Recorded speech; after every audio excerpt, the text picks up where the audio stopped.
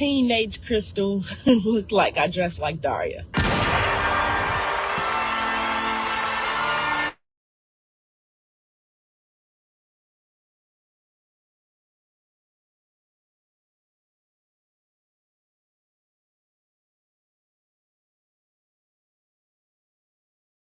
When I was in middle school, they called me Daria. I used to yeah, I completely own it. If you ever want to know what teenage Krystal looked like, I dressed like Daria.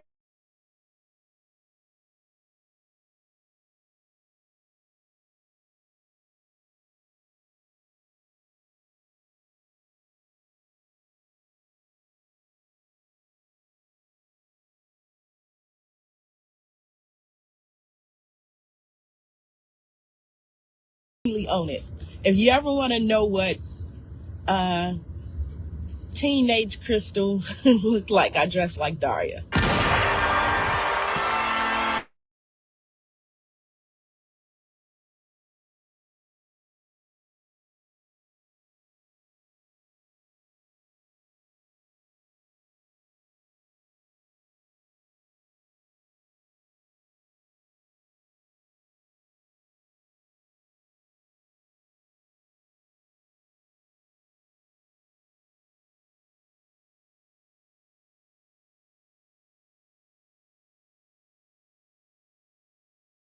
Daria.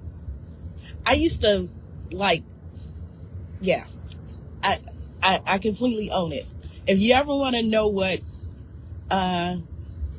teenage Krystal looked like, I dressed like Daria.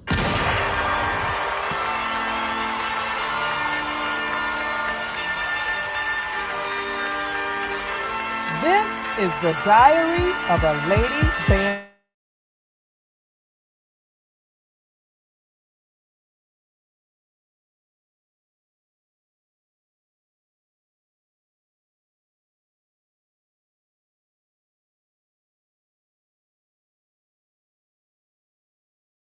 And Director Podcast.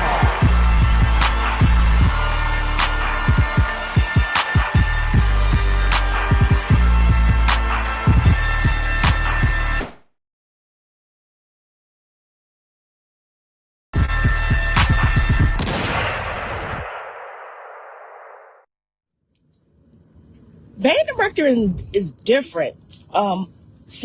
Especially since I've come back, and I came back after the pandemic. After the pandemic, I left the band room to do some other stuff, band room related. I won't say I completely stopped being a band director, because I didn't. And there's a lot of things now I kind of reflect on over the last 18 years of me being a teacher. There's a lot of things that are different. And there's a lot of things that was different when I started to teach and to where we are almost 20 years later. For one, before I graduated from high school, before I graduated from college, band directors had a lot of autonomy over their program. A lot of autonomy. I just remember it was very easy to pull us out of class, at least perception-wise. It was very easy for us to get a pass and go to the band room for rehearsal. It was very easy for us to go on trips. It just seemed like a lot of things, the red tape wasn't so thick as it is now. Policies and procedures have changed. Accountability has changed. One thing I think changed it all was the lawsuit. I'm a kid of the 80s, but I was in high school in the 90s. And that was the start of I call it the I'll sue you for anything. I remember one big lawsuit in my childhood was over McDonald's coffee and how hot it was. And somebody had spilled McDonald's coffee on themselves and sued McDonald's and won for a lot of money. Now, most people would say, well, damn it, don't you know how hot the coffee is? But it didn't matter. what changes, all you have to do is prove that in some way it could be due to the negligence of somebody else that you hurt yourself or you were made uncomfortable. That trickled into the classroom as parents kind of started to bite that apple, some for good reasons, some for not so much. With all good things comes a negative end. And the lawsuit became what school districts, teachers, and administrators became more afraid of. They became afraid of being sued. They became afraid of being sued. And so policy and procedure changed to reflect that. And so a lot of people,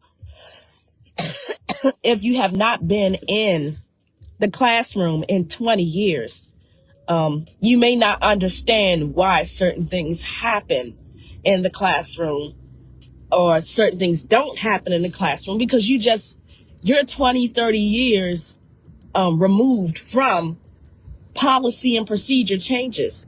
IDEA, that is the Disability Act that made it so no longer could you put students in a trailer and say, oh, these kids are dumb, and give them crayons and say that they're being engaged. Rights for the disabled, rights for students of color, even changed it more. And it didn't just start from the Civil Rights Act. It was kind of like a reformation that happened in the early 2000s that when I graduated from school was just at its, it had just come on to play. No Child Left Behind. Although we know in general it's a trash policy, that's my opinion. It's a trash policy. The fact of the matter is it was rooted in some things that needed to change. For instance, we didn't really care about students' learning style. And I feel like college is finally trickling up, which is good. Why is Professor Kaufman on this live? I think he's still here because this conversation stemmed from me talking to some of my students at UMBC last night, leaving class. And they were talking about how different professors teach and instruct. And one thing that one of my students said is there is no differentiation. They know what that means coming into college now because they've lived a life where differentiation wasn't just a new teaching practice because it's not new. It was a mandated one that students who have certain disabilities reflected on IEPs or 504 plans now have you, the teacher, must not, I'm not going to say get a choice in. You must adapt learning in your teaching style to the student. I think when I was in school in the 80s and 90s, teachers didn't have to adapt their teaching style to the student. The student was expected to adapt their teaching style to them. And sometimes it worked, and a lot of times for many students, it didn't. One thing that it stems from the university system, and the history behind the university system was really for the elite. It was for people who had wealth, people who could afford private tutors, and literacy was in the front of that. Hey, good morning, Javon. Literacy was in the forefront of that. So reading of great books and understanding, understanding these great books and philosophers. So it was based off a written linguistical learning style. And only those who thrived in a written linguistical learning style thrived. It left out your tactile learner, your kinesthetic learners. It left out your audio learners. Although musicians got put in their own sect, you don't have to be a musician to be an audio learner. And it left out 3/4 of the types of learners. Hey, good morning, Kadeem. We got to talk. It left them out. And so Okay, Google, I'm not trying to talk to you. So it left out many students, and then policies and procedures had a reformation yet again.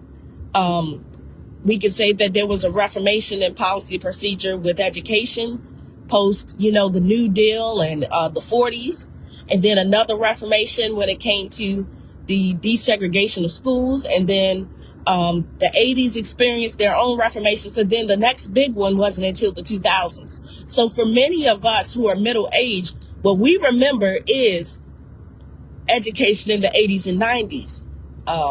And how does that affect band directors? Band directors could do a lot of different things in the 80s and 90s. State testing was yet to be this big deal. I remember when I was in school, we took the California Achievement Test. Yes, I'm that old. And you took it on like a Tuesday. There was no test prep. There was no, the school funding wasn't attached to it. The funding model was, okay, everybody takes this and this shows us how our school is doing. The test model didn't become a thing of a big deal until late 90s. If you live in Maryland, you remember MISPAP testing. And then now we've seen slews and slews of tests, large stakes testing, which arguably so has caused a lot of people to teach to the test and not just teach students how to learn. That is a big change because in a lot of ways, test results are related to student and school funding. And without student school funding, the arts will not exist. And what I'm saying is it will not exist in the way that we remember it in like the 80s, 90s, even early 2000s. So some of us, when we critique education, we're critiquing from a lens that we absolutely just don't know anything about. We don't know how many policies teachers are required and mandated to follow. Whether they agree or not, that's a whole nother subject. How many policies we have to abide by. So when you want the marching band to go to your local church on a Tuesday and you told us on Monday, we can't go. We can't go. And so we'll turn you down. And I've had to turn down friends. And I didn't realize how removed some of my own peers were until I would get those type of questions or invites over why the band's not doing this or why the band can't do this, or, hey, I'm having a battle. Can the band come? And I'm like, when is it? And you like, oh, the battle is in 2 weeks. I'm like, we can't do that. And then sometimes quickly we can disregard what somebody's saying and say, well, they just don't want to do it. They don't care about the growth of their kids, and all kinds of narratives come out of it. When the fact of the matter is, you don't know that field trip requests must be put in 30 to 60 days in advance, even if it's local. And if it is something out of state, the superintendent of that school district has to sign off on it. And that takes sometimes weeks or even months to get approval. We don't know that buses, come from one pool of money that we only have access to certain times of the year. The average person who is a middle-aged American, unless they work in the school district of current, they have no idea how much has changed since they were in school. If you're in your 30s, things have changed immensely since you were in school. If you're in your 20s, things have changed immensely since you were in school. And I find that the longer I'm teaching, the quicker change happens. The quicker policies get, created and made and enforced. There's little turnaround to how quickly you have to adjust to things. The pandemic showed us that. But back to the history of American education, and it comes from a Eurocentric presentation for the elite. And if you think historically about Black people literacy being something that was not accessible to us, that lingers. Literacy is still a big issue in our community. Thank you, Jovan. I hope I am. I hope I'm not lying, and I hope you don't think that I am. But literacy has changed immensely. It has changed immensely. The requirements behind literacy. I remember one year a policy that you couldn't grade on syntax and grammar and punctuation. As long as you could kind of understand what the student was saying, you could not give it an F. Now, we all know that if you go into the real world, certain jobs, and you can't send an email that's coherent, your job might be on the line. But there was a period where literacy had got so bad, they said, as long as the student put something down on paper where you could kind of infer meaning and you could kind of get the gist. The punctuation, even whether letters are capitalized or not, stop being a focus, which is why they took cursive out of school. And then you have somebody who hasn't been in school since 1999. If they haven't gone to college, it's not the same. And it's trickled down into the arts and, of course, into what I do, which is band directing. Programming of music is different. We are a little bit more in tune with the religious differences of our students. Although America was allegedly founded on acknowledging those differences, it's not true. It's not true. But we can't play certain songs that you may remember and like. The right administrator, or the wrong administrator, let's just be honest, will say, you got one kid that can't play this type of music because of religious or cultural beliefs, then you can't play. The whole band can't play it. No longer are we telling that kid, well, you just sit and hold your instrument up until the song is done. That's out. So even when it comes to concert programming, the curriculum has changed in a way that some songs are off the list for good reason. For good reason. But if you're still holding on to a lot of nostalgia and how you were, raised and developed in education, you might think that educators now are just lazy and they're not really doing what they need to do for students, when it's a little bit of the opposite. It does put a little more work on us as educators. And by little, I mean a lot. Programming becomes very difficult when you look in method books and some of those songs still exist, but you can't even play them. When we talk about teaching students, I had a culture meeting with the music department at Suitland. We did a culture meeting a few weeks ago, and it was a time for students to communicate with us and for us to communicate with students. We set the tone, of course, but a lot of things that has changed is student voice. Student voice exists. Students are given encouragement to speak about what they agree with and what they disagree with. Now, of course, I still believe minors are not in control of their life because they don't have the responsibility that attaches to their decision making holistically yet. They don't. That's just a fact of the matter. But input from students is a lot more welcome than it was when I was in school. And I welcome it. I find that when my students have some input, they bite the apple more. No longer do students just follow directions because an adult said so. Because to be quite honest, in development, some students have had very negative interactions with adults. And so the trust of adults is a little bit more skewed than it was when we were in school. No longer do you just trust an adult, because some of us adults ain't right and their parents know it. They have a whole lot more to say. So even with my culture meeting, when I started it, I said, there will be an opportunity for you to share ideas. I did it as a Google form. However, However, here's some non-negotiables that I don't care what you put on that form. It's not happening because policy and procedure says so. One of those non-negotiables that we put on the board for the music department was coming to school, being present, prompt, and prepared. We said, no, you don't get to change the school day because you feel like it. Another thing that we said was performing.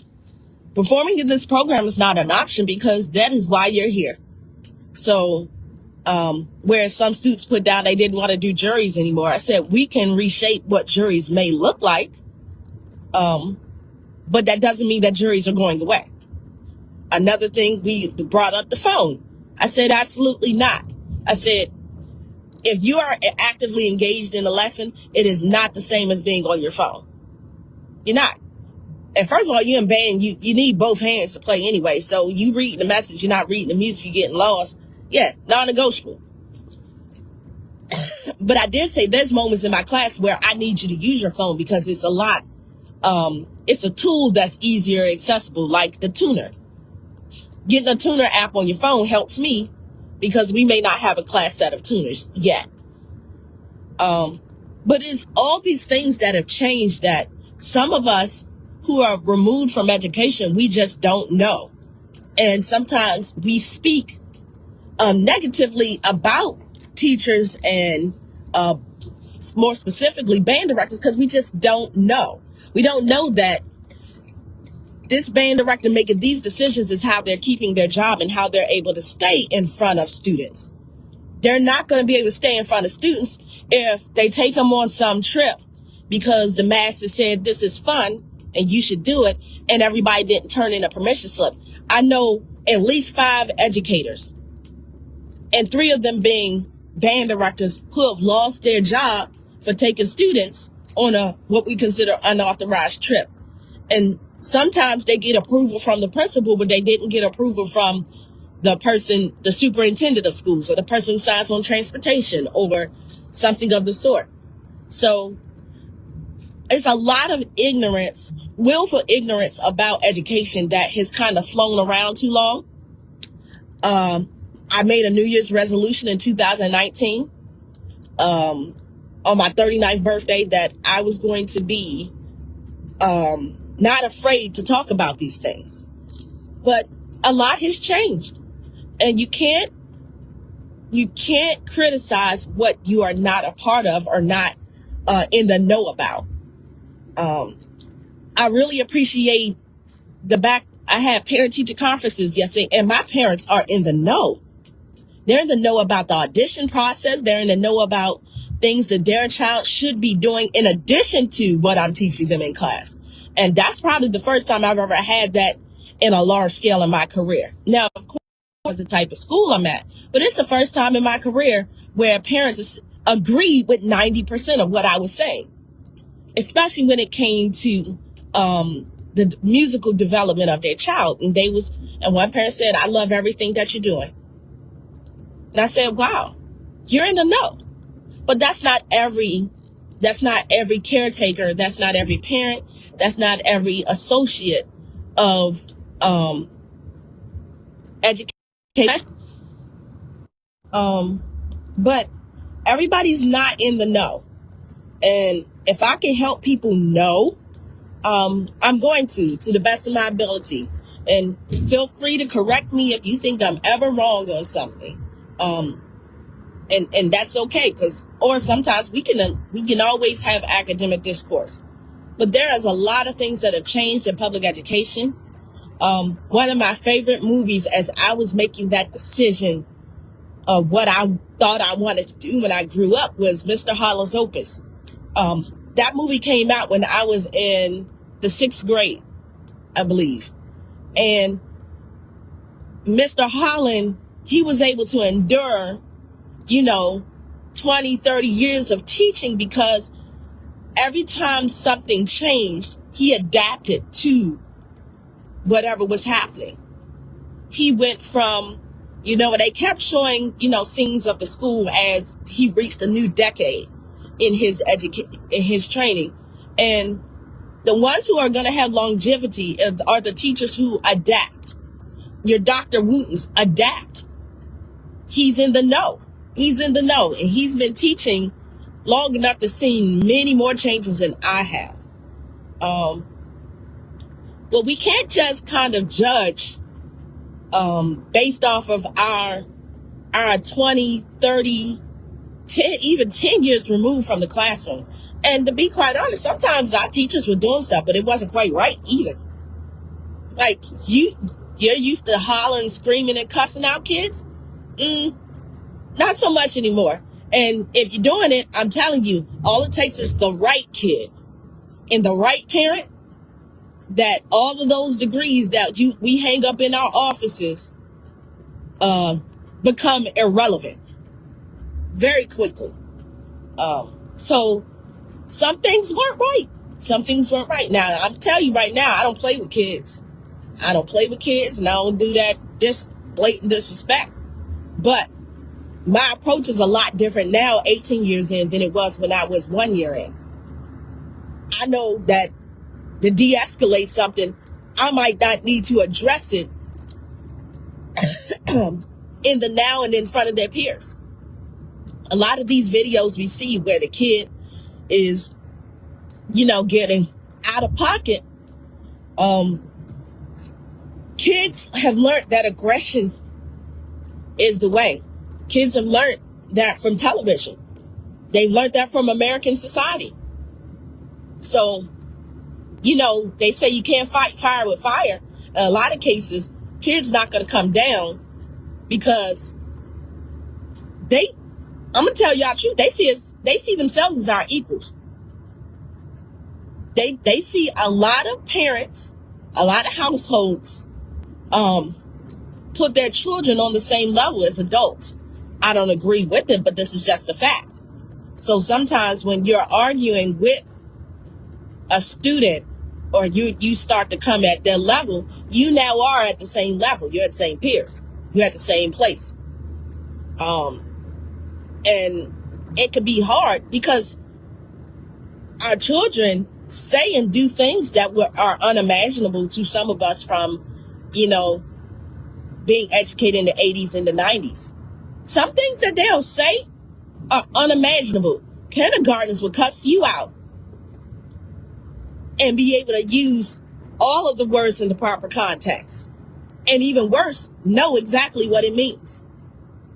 But that's why I don't believe in children being put on the same playing field as adults as far as responsibilities are concerned, because they don't yet know the consequences. That part of their brain is not developed yet. It's just not. Even college students, men are not fully matured in their brain development until I think age 25. I don't know if y'all knew that. 25 years old. So a lot of times our college students do things that you're like, what the hell? Developmentally, they're not finished. Good morning, Justin. So I say that to say it's time for us to be a little more honest and talk more about what education is. Not what it used to be, not what it should be. Talk about what it is. High school, this is a belief of mine. You don't have to share it. But our job as high school band directors is to develop the student through music. Music is our tool to develop them into better people. Because if we actually do the math, less than 10% of our students are actually going to play in college. That is the math. And even a fraction of them will stay in it through all 4 years. But what will stay with them are lessons about punctuality, being on time, being disciplined enough to practice, whether you are the strongest player or not. Things that will stay with them is how to manage their time. Things that will stay with them are being able to work with a group, cooperative learning. So when they get group projects in college, they'll know how to officially get through it. Self-efficacy. Those are things that they're really learning. And if they play good music at the same time, so be it. I'm going to start to rebuke, that voice in my head from people who don't know me about whether or not I'm a good band director. I'm an excellent band director. But even more important, I'm a hell of an educator. I can teach a fly how to swim. I'm at that point in my teaching, I am confident that I can get at least 90% of my class to do something that is foreign to them. We were working on double tonguing as a class last week. Wrote a lesson about how to double tongue because it was something that was never really explained to me. I can, but I thought about it. I said, let me see if I can figure out a way to get everybody to do it. And guess what? By the end of the lesson, maybe not very consistently, but a good portion of the class could do it.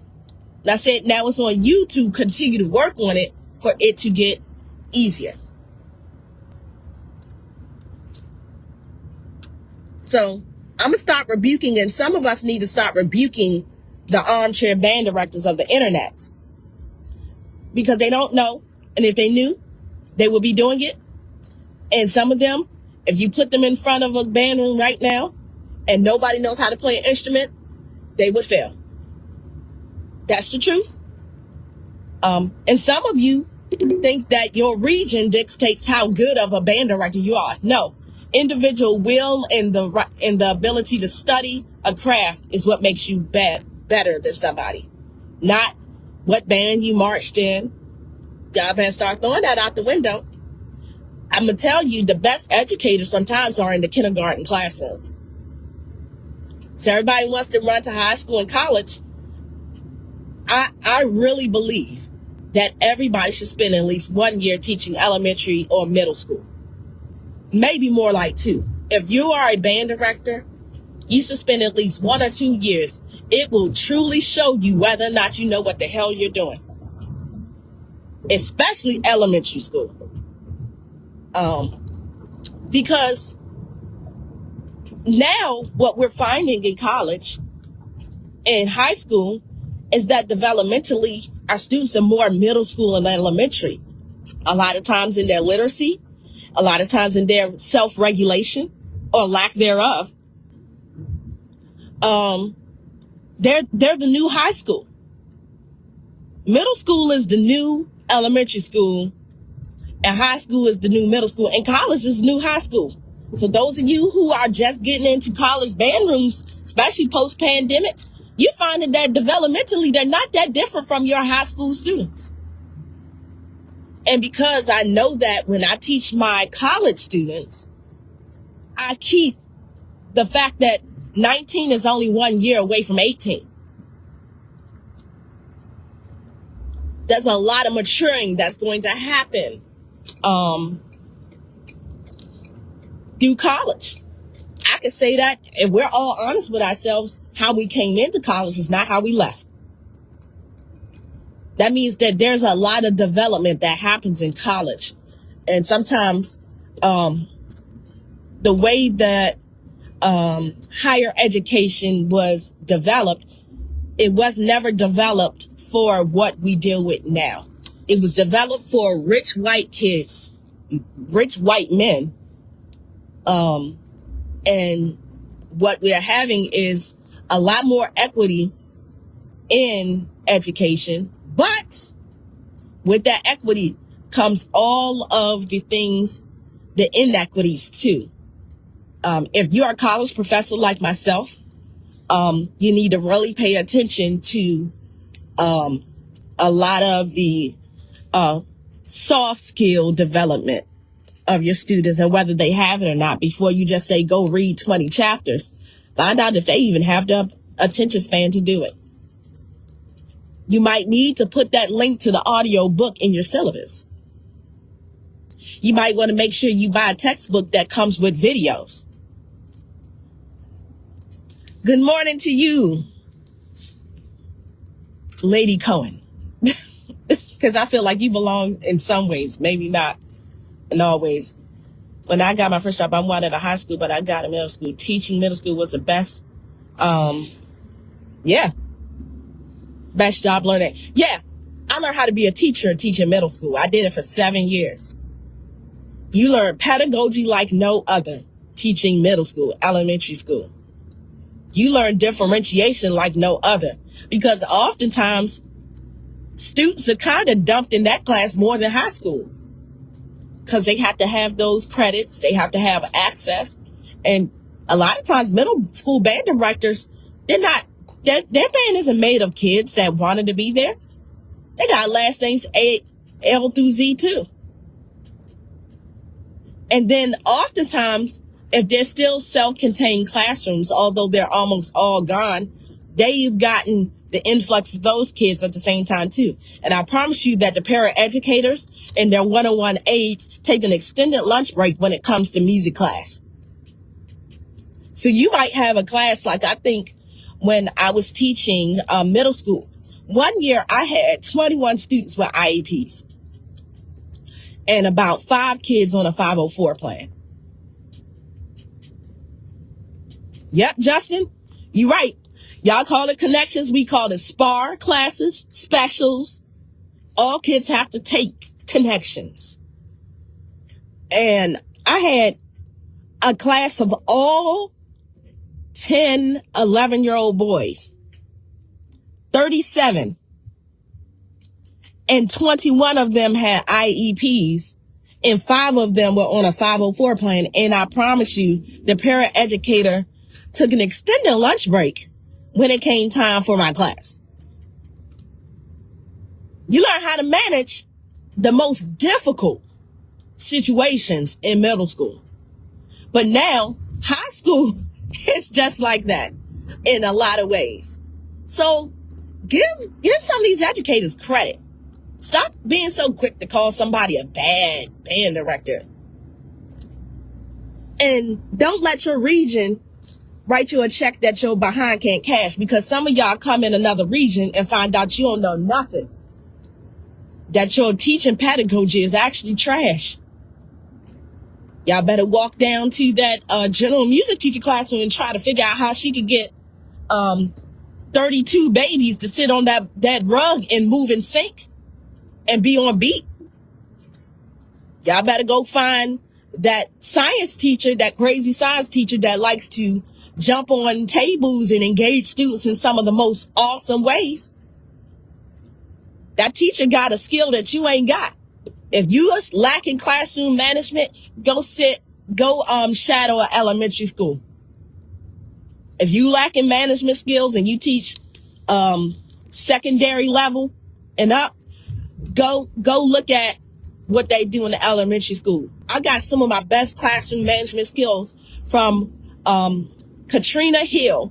She's a Howard University grad. She was a singer. She was a symphonian sweetheart, and she's the sweetest person on earth. Sweet. But baby, she could get some damn kids to do some I sat there one day, I said, damn, I wonder if I try that in my band room, will that work? And it worked. I was like, oh, she was on to some stuff. Education has changed. Now, we need people in the right seats, in the right suits, at the right time, making the right policy, so some of the foolishness is tempered. But until then, have a little more grace, have a little more care and concern about educators who are staying in the craft.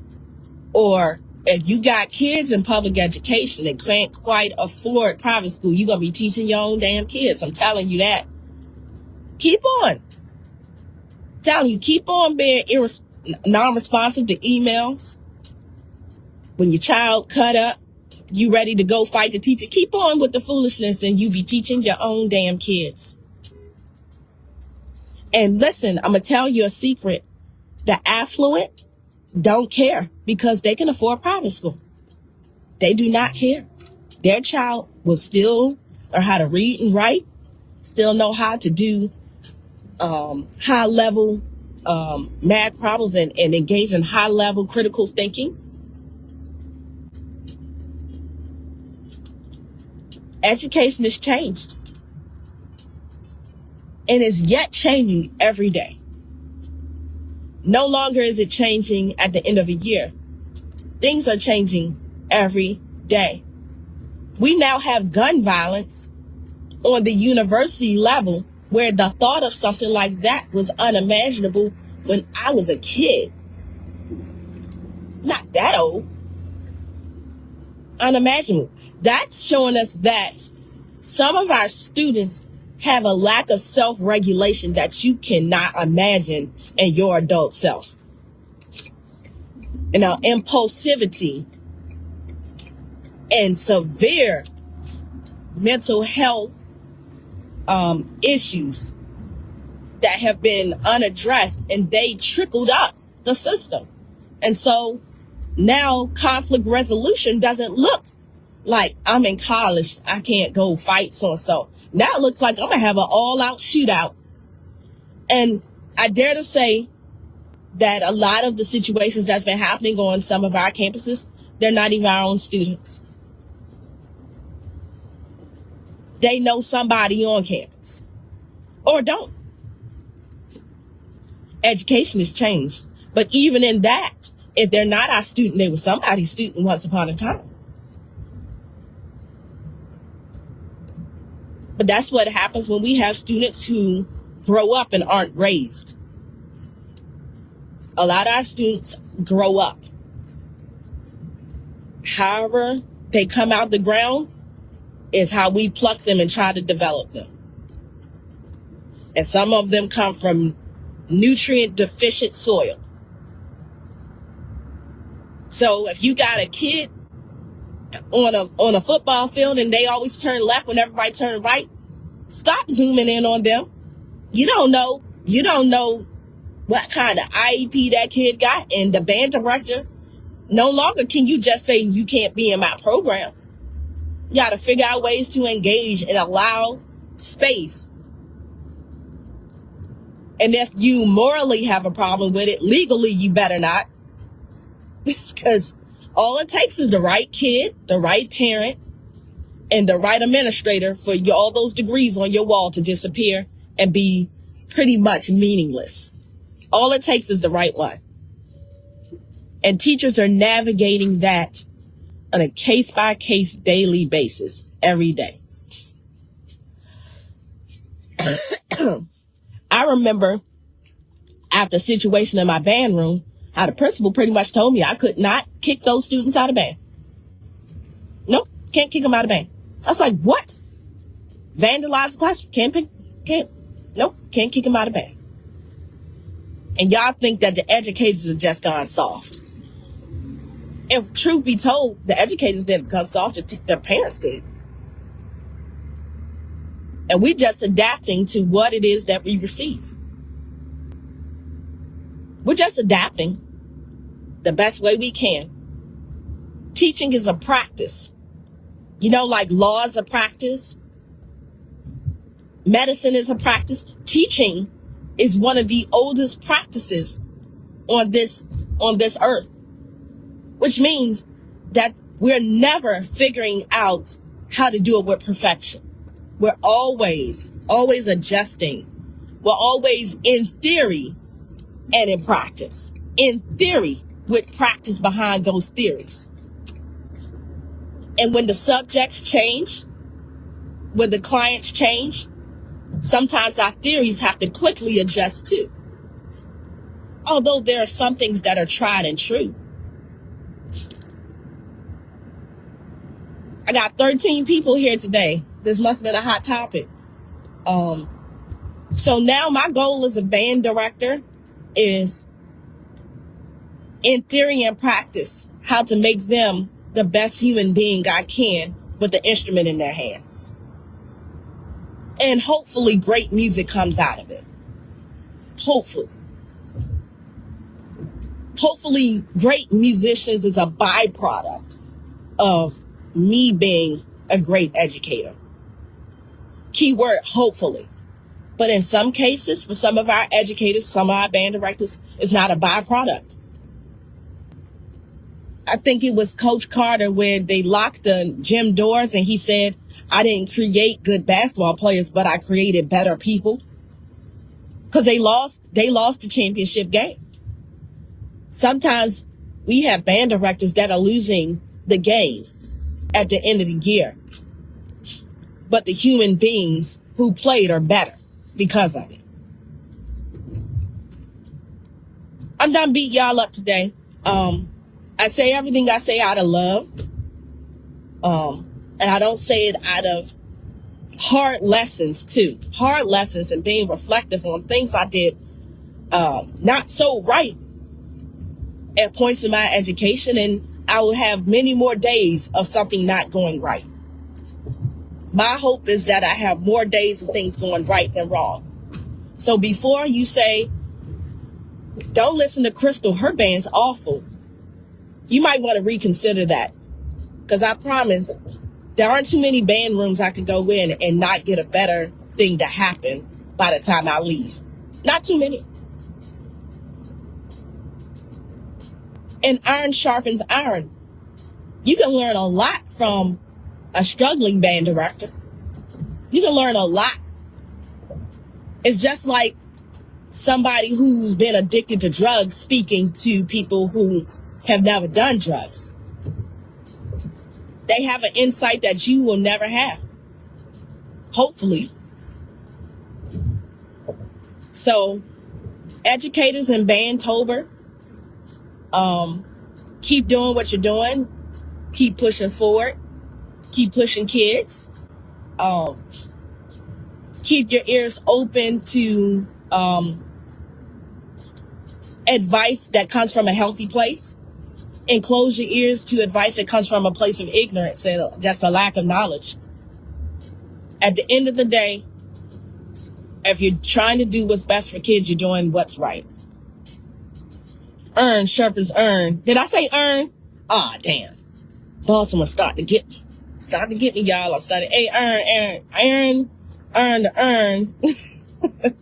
I feel like I had one of them moments. Don't judge me. But public education has changed. Stop asking for bands to perform for chicken boxes and a bottle of water when the bus costs $500 locally. Stop trashing educators who can't take their kid to, two battles every other day because the principal won't sign on that type of thing because it's not educational in their eyes. Stop being so quick to judge.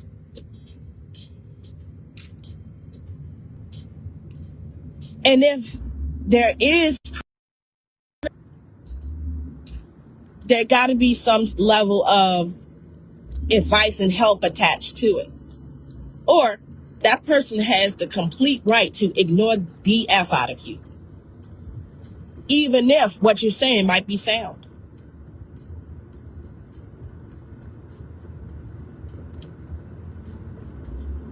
And if you think somebody's awful and you won't set foot in their bed, if you don't help, if you are, apt to talking about something, but you got an instrument in your closet you ain't played in 20 years and you haven't even thought of donating it, be quiet.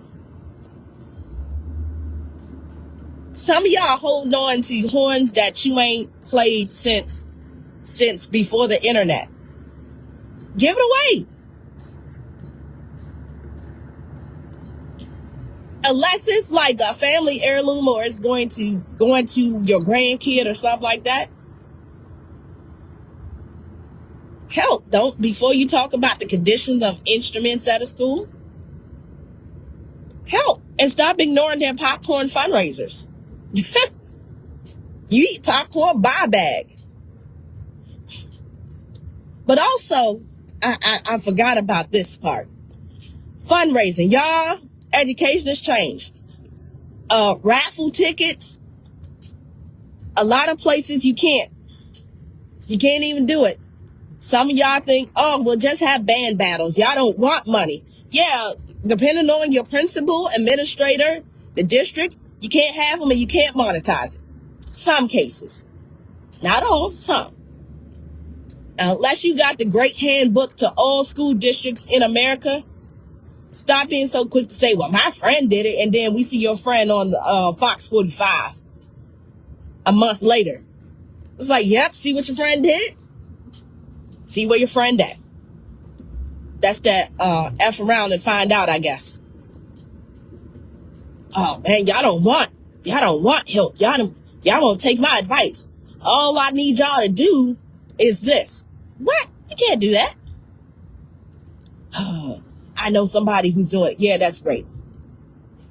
With all this school loan debt, I'm not jeopardizing it for nothing. For a $2 fundraiser? No. Nope, not worth it. Grant writing is a real skill. Learn it. And if not, YouTube is a hell of a drug too. There's a lot of how to do something in YouTube University. So stop asking people to fundraise in ways that might not even be legal for them to do anymore. And get mad when they won't take your idea. There's a lot of openings right now in education. And there's a lot of relaxed standards behind getting into a classroom. So I say a lot to people who are feeling so squirrely. Feel free to apply. The transfer portal is always open now in education. They will hire you in the middle of a school year. They will pay for you to get the certificate. They'll pay for you to take classes. It's available.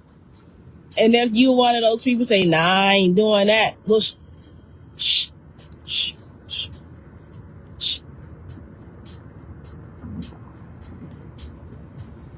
People who have been teaching, all of us have had a moment after a class, after a day, a bad teaching day, where you just scream at a wall, scream into infinity, or get in your car and sit for 2 hours with no music on, just to re-energize that battery. Absolutely, Micah, politics over passion. That need to be a shirt. That need to be a shirt for real, for real. Politics over passion.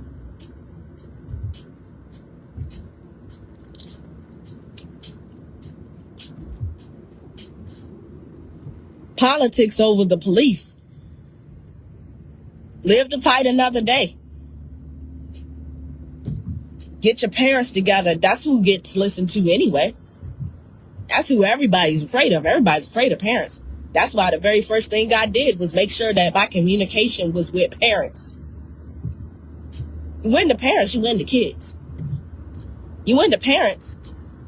They fight battles that you legally cannot or professionally cannot. That's how education has changed. Even our administrators don't have as much power as we think. They can't just kick out the kid that destroys the classroom once a week because they lack emotional regulation.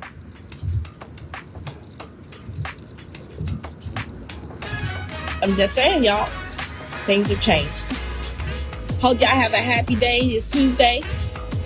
I will be adjudicating at the Kennel Classic. It's going to be fun. And then in 2 weeks, I am presenting at a conference called Imagining America, where great thinkers come together to do presentations on how to evoke change, not just locally or in education, but globally on whole systemic levels. Me and Dr. Kaufman and James Dorsey, all professors at UMBC, we're doing a presentation together because it's going to take a lot of different minds to change a lot of different things. I will be conducting abroad. I landed a big gig on my birthday. A big gig. I'm so excited about it. No details of what, just know that I'm probably about to have one of the best birthdays I've ever had in my life. And I'm excited about it. And I'm sure y'all got big and great things happening in your life. Hell, just waking up every day is a big and great thing. So I'm going to ride on that as some other new experiences come in my life and keep adjusting to the change, because that's where longevity in this profession comes from. Have a blessed day, y'all.